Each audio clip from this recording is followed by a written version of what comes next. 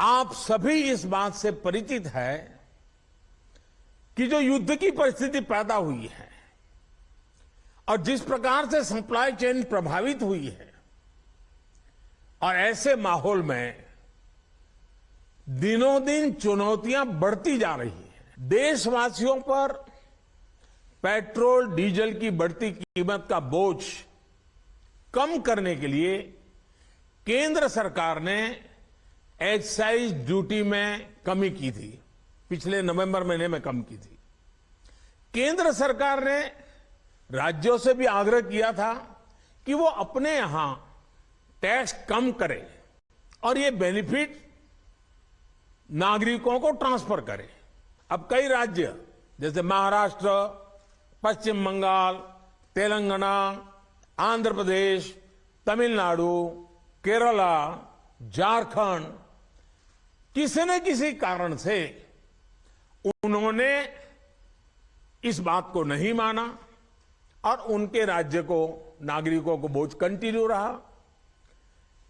मैं इस बात में नहीं जाऊंगा कि इस दौरान इन राज्यों ने कितना रेवेन्यू कमाया, लेकिन अब आपसे मेरी प्रार्थना है कि देश हित में आप पिछले नवंबर में जो करना था, 6 महीने डिले हो चुका है, अब भी आप अपने राज्य के नागरिकों को वैट कम करके इसका बेनिफिट पहुंचाइए।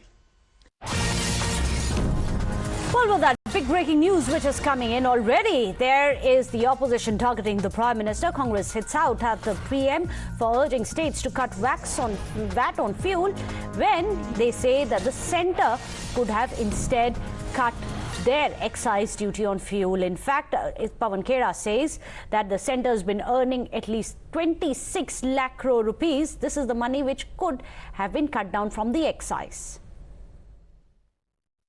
किस मुंह से ये मांगते हैं? 26 लाख करोड़ आप कमा चुके हो पेट्रोल डीजल पर सेंट्रल एक्साइज के माध्यम से पिछले 8 सालों। उसका हिसाब दीजिए, वो राहत उपभोक्ता को दीजिए। चले आते हैं राज्यों से मांगने। राज्यों को आप जीएसटी का उनका हिस्सा देने में समय लगाते हो, उनको परेशान करते हो, उन्हें सताते हो और फिर कहते हो वैट भी राज्य कम कर दें। क्यों? वो राज्य हिंदुस्तान का हिस्सा नहीं है? या वो 26 लाख करोड़ पे सिर्फ आपका हक है? वो मालूम भी नहीं हमें कि वो कहाँ खर्च हो रहे हैं।